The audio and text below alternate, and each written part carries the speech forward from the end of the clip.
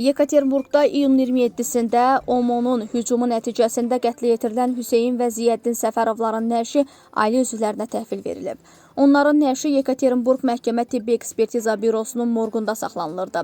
Ziyəddin və Hüseyn Səfərovların qardaşı 525-ci qəzetin baş redaktor müavini Seyfəddin Hüseynli bildirib ki, Diasporla İş üzrə Dövlət Komitəsinin müşayiəti ilə cənazələr bugün 20:00 radələrində Heydər Əliyev adına beynəlxalq hava limanında qarşılanacaq, sabah səhər saatlarında isə Ağcabədiyə yola salınacaq. Qardaşlarımdan biri sağ ikən Ağcabədi rayonunda ata və anamın yanında dəfn edilməsini vəsiyyət edibmiş. Ona görə də belə qərara gəldi ki, onları Ağcabədidə dəfn edək. Onlarla vida mərasimi də Ağcabədidə olacaq deyə Seyfəddin Hüseynli əlavə edib.